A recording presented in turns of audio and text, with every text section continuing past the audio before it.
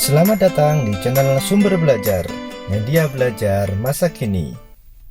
Mari kita belajar materi kelas 5, tema 9, subtema 3, pembelajaran ketiga. Minggu pagi, Edo sedang membersihkan halaman depan rumahnya yang kotor. Tiba-tiba datang penjual koran langganan ayahnya memberikan sebuah koran pada Edo. Edo menerima koran tersebut dan melihatnya sekilas sebelum diserahkan kepada ayahnya. Berita utama pagi itu telah terjadi pertengkaran antar warga yang dipicu oleh persaingan dagang. Edo sengaja tidak langsung memberikan koran pada ayahnya. Ia melihat-lihat koran yang baru saja diterimanya dari penjual koran. Tak sengaja pandangannya tertuju pada sebuah iklan. Ia teringat dengan pembelajaran bahasa Indonesia di sekolah beberapa hari yang lalu. Pelajaran tersebut membahas tentang iklan di media cetak. Iklan apa yang dilihat Edo? Berikut ini adalah iklan yang dilihat oleh Edo. Isi iklan tersebut adalah tentang penawaran produk pasta gigi dengan merek Gigiden. Pasta gigi tersebut berfungsi untuk mengurangi rasa ngilu pada gigi dengan waktu 30 detik setelah digunakan. Gigiden juga berfungsi untuk menguatkan dan memutihkan gigi serta membersihkan karang gigi. Jika kita membeli pasta gigi Gigiden, maka kita akan mendapatkan bonus sikat gigi mini. Sobat Sumber Belajar, berdasarkan isinya, iklan dapat dibedakan menjadi 3 jenis, yaitu iklan pengumuman atau pemberitahuan, iklan penawaran atau niaga, dan iklan layanan masyarakat. Yang pertama, iklan pengumuman atau pemberitahuan. Iklan pengumuman atau pemberitahuan adalah iklan yang bertujuan menarik perhatian khalayak umum tentang suatu hal, misalnya iklan duka cita. Contohnya dapat kita lihat pada gambar di samping ini. Yang kedua, iklan penawaran atau niaga. Iklan penawaran atau niaga yaitu iklan yang bertujuan menawarkan sesuatu, misalnya iklan barang. Contohnya dapat kita lihat pada iklan berikut ini. Yang ketiga, iklan layanan masyarakat. Iklan layanan masyarakat yaitu iklan yang bertujuan untuk memberikan penerangan tentang suatu hal, misalnya larangan menggunakan narkoba, larangan merokok di tempat umum, dan lain-lain. Sobat Sumber Belajar, perhatikanlah iklan berikut ini. Jenis iklan apakah pada gambar di atas?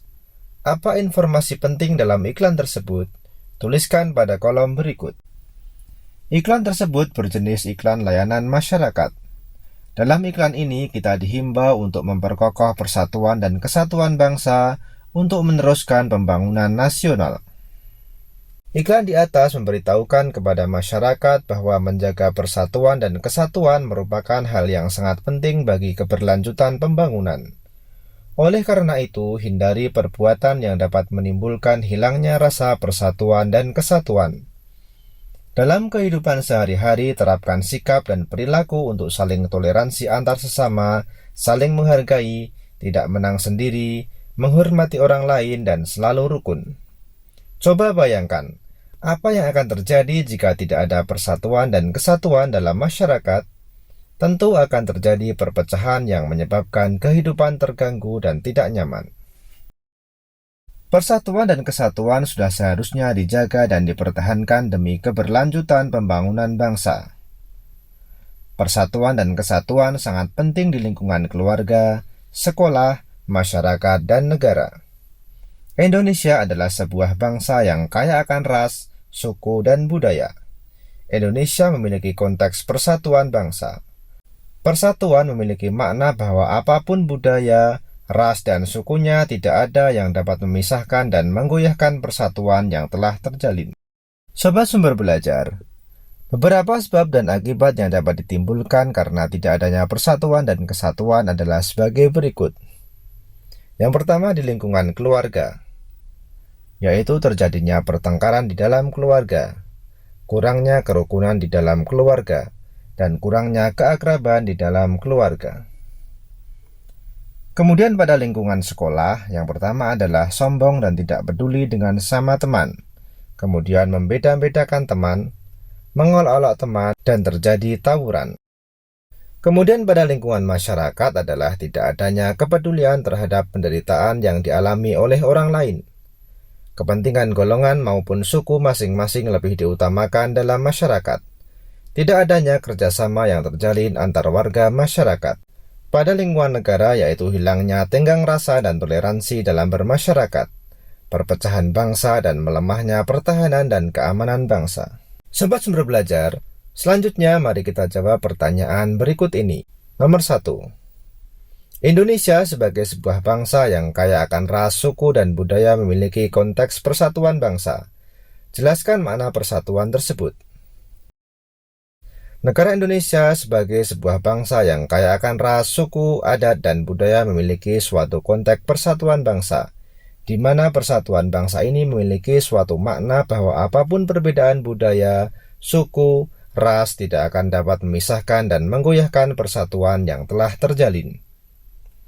Nomor 2. Sebutkan akibat yang akan timbul apabila tidak mengutamakan persatuan dan kesatuan dalam lingkungan keluarga.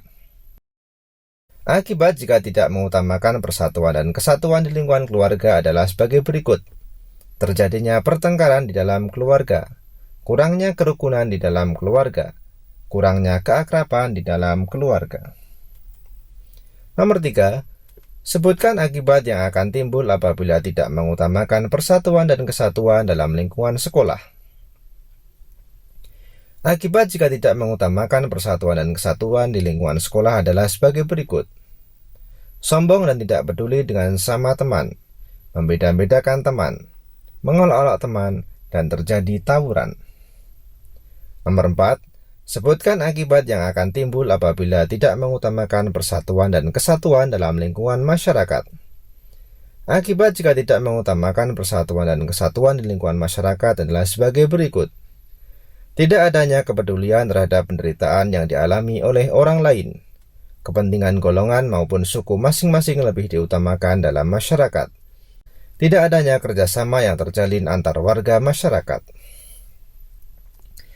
Soal nomor 5. Sebutkan akibat yang akan timbul apabila tidak mengutamakan persatuan dan kesatuan dalam lingkup negara.